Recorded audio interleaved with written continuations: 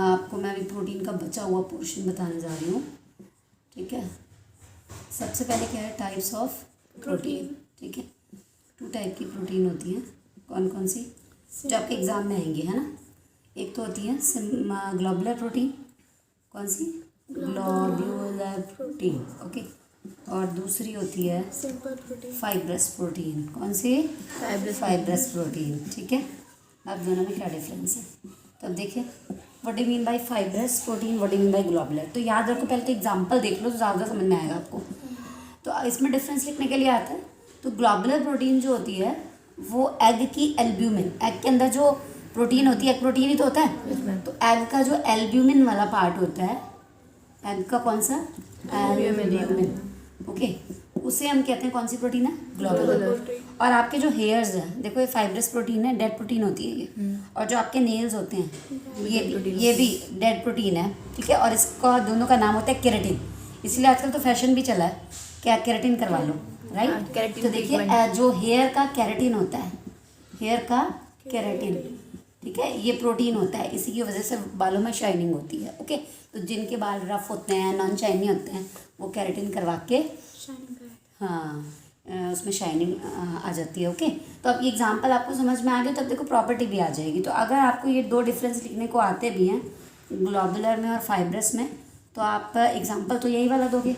और पहली बात, अब मुझे इतना बताओ, ये जो हेयर और नेल्स हैं, ये वाटर सॉल्युबल है, इनसॉल्युबल है, इनसॉल्युबल हैं। ठीक है, अगर सॉल्युबल होते तो बंदे कोई बाल ही नहीं उगते।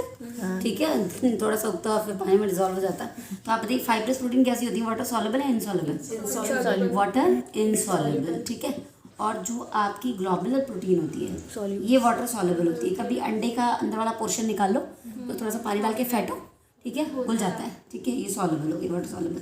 सेकेंड चीज़ आप देखो, हीट के लिए सेंसिटिविटी चेक करते हैं पहले, और या पीएच के लिए सेंसिटिविटी। तो ये जो होती है वो पीएच सेंसिटिव, हीट सेंसिटिव बहुत ज़्यादा होती है।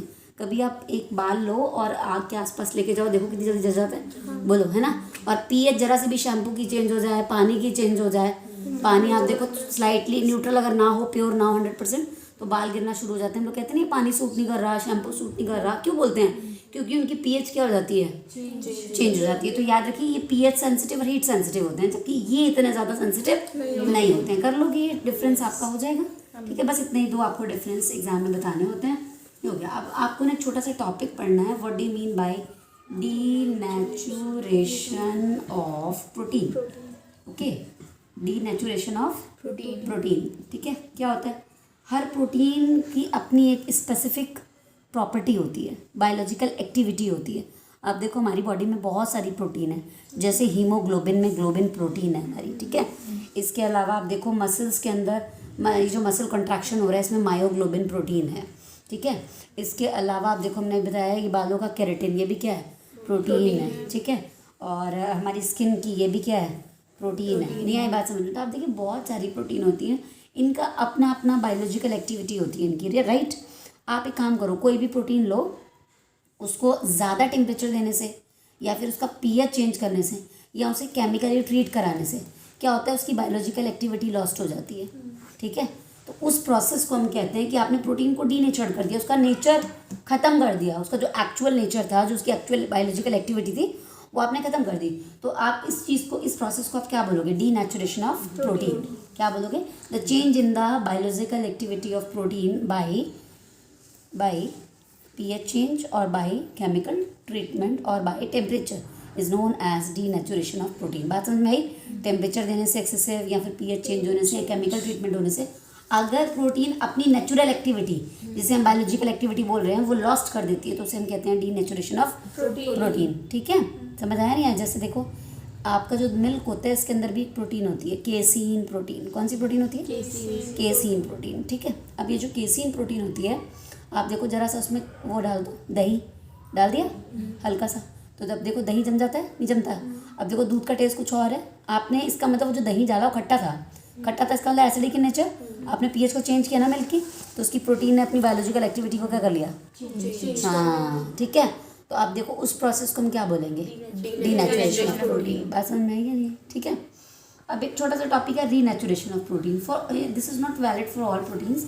ऐसा नहीं हो सकता सारी प्रोटीन जो एक बार ख़राब हो जाए आप उन्हें वापस उनकी बायोलॉजिकल एक्टिविटी को केमिकल ट्रीटमेंट से रीगेन कर लो, नहीं हो सकता। समझ में? हर जगह नहीं, ये बात समझ में?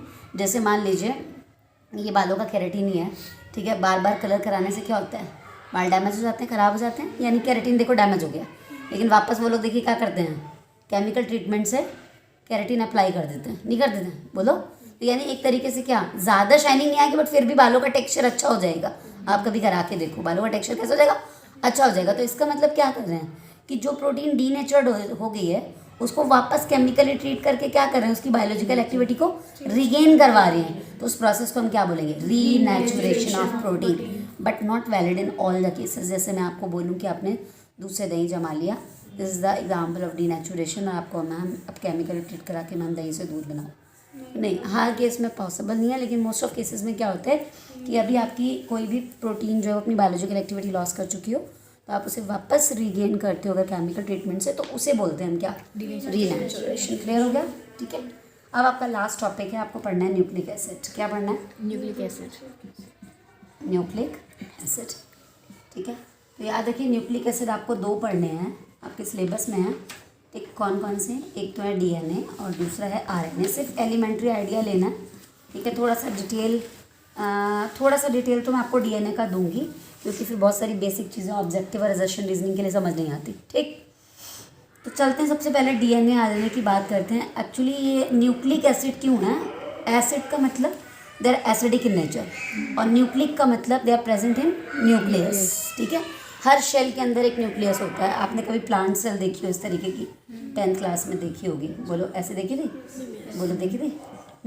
उनके अंदर, या फिर एनिमल सेल आपने देखी होगी, सबके अंदर एक क्या होता है? बीचों बीच में न्यूक्लियस। और ये लोग कहाँ प्रेजेंट होते हैं? न्यूक्लियस के अंदर होते हैं, ठीक है। ऐसे पड़ा हुआ होता है डीएनए, ऐसे ऐसे ऐसे ऐसे, ओके, ऐसे ऐसे तो पड़ा होता है, बायो वाले बच्चों को पता होगा। तो डीएनए आरएनए कहाँ प्रेजेंट होते हैं? न्यूक्लियस के अंदर। और होते कैसे हैं? Acidic in nature, that's why they are known as nucleic acid. चलें डिटेल पढ़ें। हम सबसे पहले डिटेल पढ़ने वाले हैं डीएनए की, राइट। फुल फॉर्म क्या है डीएनए की? डीएनए की फुल फॉर्म है deoxy ribo nucleic acid, okay. पूरी बात। एसिड क्यों? Acidic in nature. न्यूक्लिक क्यों? Because of present in nucleus. Ribo क्यों? Because of the presence of ribo sugar, because of the presence of ribose sugar, ठीक है। इसके अंदर कौन सी शुगर होती है? राइबोज शुगर होती है। और what do you mean by deoxy? Beta 2 deoxy, बल्कि इसको मुझे लिखना चाहिए तो ज़्यादा बढ़िया होगा। क्यों? इसका मतलब जो राइबोज शुगर है वो बीटा है, और उसकी सेकंड पोजीशन से ऑक्सीजन गायब हो गया है, that's why it is known as deoxy ribo. Deoxy ribo, deoxy और राइबो वर्ड आपस में कनेक्ट है। इसका मतलब राइबोज शुगर से आपको ऑक्सीजन को रिमूव करना है। कौन सी पोजीशन से? Second position. और जो आप राइबोज शुगर ले रहे हो वो कौन सी होनी चाहिए? बीटा। Is that clear? नहीं ये बात समझ में? बोलो, इतने में कोई प्रॉब्लम तो नहीं? फुल फॉर्म क्या है? जल्दी से बोलो डीएनए की। Deoxy ribo nucleic acid. Acidic in nature है, ठीक है, न्यूक्लियस में प्रेजेंट है, राइबोज शुगर है, और इसके अंदर मैंने क्या बोला? जो राइबोज शुगर है उसके पास ऑक्सीजन नहीं है। डीऑक्सी का मतलब ऑक्सीजन नहीं है। किस जगह नहीं है? सेकेंड पोजीशन पर, ठीक है। और वो जो शुगर आप राइबोज शुगर ले रहे हो कौन सी वाली है? बीटा। तो अल्फा और बीटा तो मैं आपको कार्बोहाइड्रेट में पढ़ा चुकी हूँ। चलें, आइए चलते हैं। सबसे पहले हम बात करते हैं कि आखिर ये तो डीएनए की फुल फॉर्म थी, तो डीएनए क्या है? तो DNA is a polymer of nucleotide. Polymer of थोड़ा सा प्यार से समझना, आप अपना असर्शन रीजनिंग ऑब्जेक्टिव कुछ भी आएगा निपटा लोगे, रट्टा मारने की जरूरत नहीं है, ओके। पॉलीमर ऑफ न्यूक्लियोटाइड, इसका मतलब क्या होगा? आप 2 मिनट के लिए मान लीजिए दिस इज न्यूक्लियोटाइड, ओके। तो क्या होगा?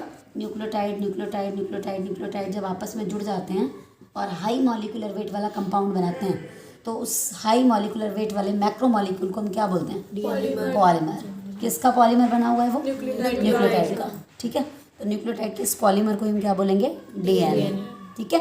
कोई प्रॉब्लम तो नहीं? ठीक। तो आप मुझे बताइए, सबसे पहले तो हम आज एक काम करते हैं, पहले न्यूक्लियोटाइड ही देख लेते हैं क्या है, ठीक। अब देखो, एक न्यूक्लियोटाइड की अगर आप स्टडी करो तो उसमें वो 2 चीज़ों से बना होता है, S3PO4। What is this? Phosphoric acid. क्या होता है? Phosphoric acid. और जो इधर मैं आपको देने वाली हूँ उसे हम कहते हैं न्यूक्लियोसाइड। क्या बोलते हैं? न्यूक्लियोटाइड किससे बना हो गया? दो चीज़ों से, फॉस्फोरिक एसिड और न्यूक्लियोसाइड। अब न्यूक्लियोसाइड क्या होता है? तो याद रखिए न्यूक्लियोसाइड भी दो चीज़ों बनाता है। एक शुगर, कौन सी शुगर? बीटा, बोला था ना, two deoxy ribose sugar, beta two deoxy ribose sugar. इसका मतलब ये, मैं इसको देखो डब्बे में ले रही हूँ, आपको शुगर लेनी है और आपको लेना है क्या? बेस। क्या लेना है? बेस। तो पहले तो इतना बताओ समझ में आया, एक न्यूक्लियोटाइड किससे बना होता है? फॉस्फोरिक एसिड और न्यूक्लियोसाइड। और एक न्यूक्लियोसाइड किससे बना होता है? शुगर से। शुगर कौन सी वाली होती है? बीटा 2-डीऑक्सीराइबोस। और बेस जो होते हैं वो 2 टाइप के होते हैं। फिर देखो कौन से? एक तो होता है प्यूरिन्स, ठीक है, और दूसरे होते हैं पायरीमिडिन्स। ओके, अब देखो नाम बड़ा है पर दर्शन छोटे। एक प्रोवर्ब है, नाम बड़ा और दर्शन छोटे। ठीक है, तो अब देखिए जो नाम इतना बड़ा दर्शन छोटे का मतलब ये सिर्फ मोनोसाइक्लिक होंगे। कैसे होंगे? मोनोसाइक्लिक का मतलब एक रिंग वाले। इनका नाम छोटा है पर दर्शन बहुत बड़े हैं। ठीक है, ये कैसे होते हैं? बाईसाइक्लिक। कौन से होते हैं? हाँ, डिस्कस करेंगे बाद में, लेकिन तब तक आप याद रखिए शॉर्टकट में ये लोग दो हैं, ए और G. What do mean by A and G? A का मतलब होता है एडेनिन और जी का मतलब होता है ग्वानिन। ओके, और ये होते हैं 3, C, T, U। What do mean bye C, T, U? This is CTU का मतलब साइटोसिन। ठीक है, थायामिन। ओके, और क्या? यूरेसिल। बोलो, बात समझ में आई या नहीं आई? बोलो, कोई दिक्कत? बोलो, यहाँ तक तो कोई प्रॉब्लम नहीं है ना? तो अब चलते हैं। इतना ज़्यादा कॉम्प्लिकेट नहीं है, थोड़ा समझ के करना तो समझ में आएगा। वापस आओ, देखो डीएनए क्या है? न्यूक्लियोटाइड से बना हुआ है। न्यूक्लियोटाइड अपने आप में बड़ा कॉम्प्लिकेटेड स्ट्रक्चर है। किससे बना होगा? फॉस्फोरिक एसिड और न्यूक्लियोसाइड किससे बना होगा? शुगर और बेस किससे बनते हैं? प्यूरिन्स और पिरामिडिन्स। प्यूरिन्स 2 हैं, ए और जी। पिरामिडिन्स कितने? 3, CTU। फुल फॉर्म हो गई adenine, guanine, cytosine, thymine, uracil. Okay, but if we are talking about DNA, तो डीएनए में जो है वो यू नहीं होता है, डीएनए में केवल CT होता है। ठीक, आरएनए के अंदर T के प्लेस पे, थाइमिन के प्लेस पे यूरेसिल होता है। ठीक है ना? तो अभी फिलहाल इतना आपका सब कुछ डीएनए का था। चले, अब सबसे पहले तो मैं आपको ना फॉस्फोरिक एसिड को शुगर से जोड़ के दिखा दूँ और फिर शुगर को किससे जोड़ के दिखा दूँ? बेस से। तो एक न्यूक्लियोटाइड बनाना आ जाएगा आपको, और जब न्यूक्लियोटाइड आ जाएगा तो समझो आप सारे न्यूक्लियोटाइड को जोड़ना सीख जाओगे और आपको पॉलीमर भी बनाना आ जाएगा। चले अभी बेसिकली अगर आपसे कोई पूछे न्यूक्लियोटाइड किससे बना है तो आप बोल दो एसिड। सुनो, एसिड बेस शुगर। कोई पूछे एसिड, फॉस्फोरिक एसिड। कोई पूछे बेस वो वाला नहीं है, NaOH वाला, KOH वाला। आप बोलोगे बेस का मतलब प्यूरिन्स और पिरामिडिन्स है, तो वो भी बेसिक की नेचर बताऊंगी आपको स्ट्रक्चर में।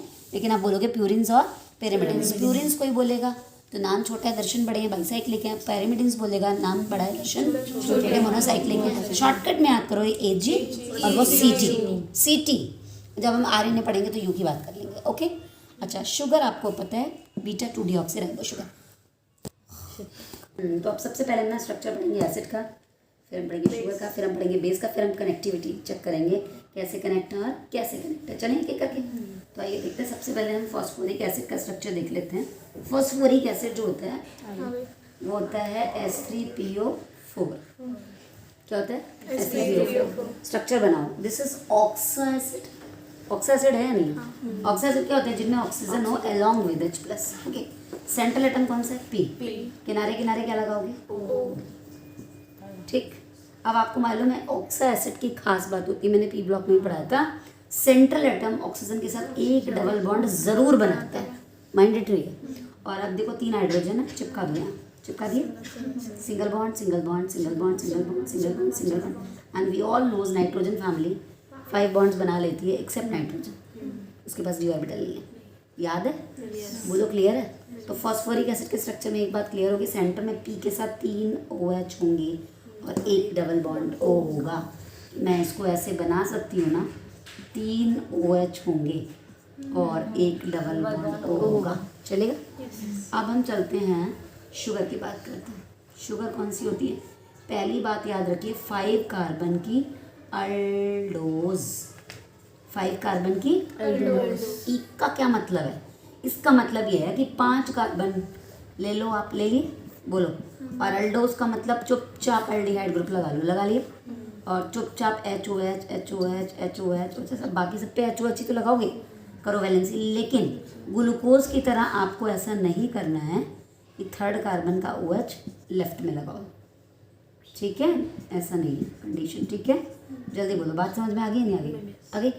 अब आपको इतना तो करना पड़ेगा कि इसके लास्ट किरल सेंटर, ये तो किरल सेंटर है नहीं, ये लास्ट किरल सेंटर से क्या कराना पड़ेगा? साइक्लिक स्ट्रक्चर बनाना है। अटैक कराओगे नहीं कराओगे? आता है अटैक कराना? यहाँ अटैक होगा और यहाँ अटैक होगा, बोलो। यहाँ क्या बनेगा? H, और इतने क्या हो जाएगा? OH। यहाँ क्या हो जाएगा? CHOH। क्या हो जाएगा? CHOH। क्या हो जाएगा? CH। नहीं, ये बात समझ में। यहाँ क्या हो जाएगा? CH2OH। यारी बात समझ में, बोलो, ठीक है ना? अब देखो आप कितने एटम की रिंग बनी, 1 2 3 4 5 एटम की रिंग बन गई, ठीक है? और इस 5 एटम की रिंग में एक सेंटर में ऑक्सीजन भी तो है। इसे कौन सी वाली रिंग बोलेंगे? पायरेनोज या फ्यूरेनोज? पायरेनोज। कौन सी रिंग बोलेंगे? पायरेनोज, ठीक है? देखो ये बन गई आपकी, बन गई। अब आपको ये भी पता है पहले कार्बन पे किरैलिटी थी नहीं, अब आ गई किरैलिटी या नहीं आ गई? जब किरैलिटी आ गई तो कॉन्फ़िगरेशन चेंज हो सकता है। जब मुझे कौन सी चाहिए थी, ये definitely this is ribose sugar. मैंने आपको बोला था 5 कार्बन का अल्डोज जो होता है उसे हम कहते हैं कौन सी? Ribose sugar. राइबोज है, बट मुझे इसे कौन सा राइबोज बनाना है? बीटा 2 डीऑक्सी राइबोज बना देते हैं अभी यहीं पे। अब अगर H इधर होता है फर्स्ट किरल सेंटर पे और OH उधर साइक्लिक स्ट्रक्चर में, तो उसे अल्फा बोलते हैं। तो फिर एक काम करते हैं, इसको इन्वर्ट कर लो, बताओ बीटा हो गया नहीं हो गया? So this is beta and 2 deoxy का मतलब this is 1, this is 2 oxygen हटा दो। Now this is beta 2 deoxy ribose sugar. Clear हो गया? बोलो वैलेंसी। अब आपको पता है बीटा है तो इधर वाले ग्रुप ऊपर जाते हैं, उधर वाले नीचे। ऊपर क्या जाएगा? OH, नीचे क्या जाएगा? H। यहाँ पर तो सेकंड पोजीशन पे H है। फिर देखो इसमें क्या है? ऊपर H और नीचे लास्ट कार्बन पे तो कंडीशन है, ऊपर CH2 नीचे। अच्छे से शक्ल देख लो, बताओ शुगर लर्न हो गई आपको? कोई प्रॉब्लम तो नहीं? चलिए चलते हैं एक बार फिर। बताइए, अब तक आपको ये पता चल गया कि ये फॉस्फोरिक एसिड से बना हुआ होगा? बोलो, फॉस्फोरिक एसिड का फॉर्मूला था आपका StCO4। मैंने कहा था कि आप उसे ऐसे बना सकते हो, ऐसे बोला था, बना सकते हो। और अब फॉस्फोरिक एसिड शुगर से कनेक्ट होगा, शुगर बेस से कनेक्ट होगी। तो एक काम करते हैं, पहले फॉस्फोरिक एसिड को शुगर से कनेक्ट कर ही लेते हैं। शुगर तो बनानी आ गई, कौन सी वाली शुगर है जल्दी बताओ? बीटा 2 डीऑक्सी राइबोज शुगर, ठीक है? और स्ट्रक्चर आप बना चुके, बनाओ एक नीचे बनाओ शुगर और एक ऊपर।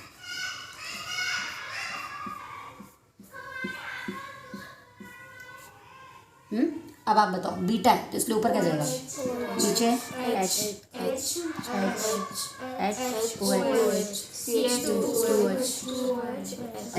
नहीं आई बात नहीं। अब यहाँ पर डिट्टो कॉपी कर लीजिए, OH H H H H OH CH2H, right? अब क्या होगा? यहाँ इसका जो है नीचे वाली शुगर का 1 2 3 4 5th कार्बन इन्वॉल्व होने जा रहा है बॉन्डिंग में। OH और H निकल गया, लिंक हो गया, पानी रिमूव हो गया ना यहाँ से, हुआ। और आपको मालूम है जब भी कभी कोई एसिड किसी बेस के साथ, भाई इसने अपना H दिया, उसने अपना OH दिया, जाहिर सी बात है ये एसिड और वो बेस है, ठीक है? तो जब भी कोई ऑर्गेनिक एसिड ऑर्गेनिक बेस के साथ रिएक्ट करता है तो एस्टर ही तो बनता है। एक एस्टर ही तो बनता है। एसिड और अल्कोहल इक्वल टू एस्टर, नहीं पढ़ा आपने? जब भी अल्कोहल किसी भी एसिड के साथ रिएक्शन करता है क्या बनता है? एस्टर ही तो बनता है, बोलो। तो एक तो एस्टर यहाँ बन गया, ठीक है? नीचे वाला कौन सा कार्बन इन्वॉल्व हुआ है? 5th carbon. लेकिन जो ऊपर शुगर थी ना उसका 3rd कार्बन इन्वॉल्व होता है। ये H देगा और ये OH दे देगा, ठीक है? ये H ऊपर बना दे रही हूँ, ये ऐसे कनेक्ट हो जाएगा। हो गया कनेक्ट? बोलो। तो अभी देखो इसका 5 वाला एंड फ्री है, अब जब यहाँ फॉस्फोरिक एसिड फिट होगा तो फिफ्थ इन्वॉल्व हो जाएगा और ऊपर वाली का थर्ड, फिर उससे ऊपर वाली शुगर है उसका फिफ्थ फ्री हो जाएगा। तो आप देखो ना, इस वाले का थर्ड फ्री है,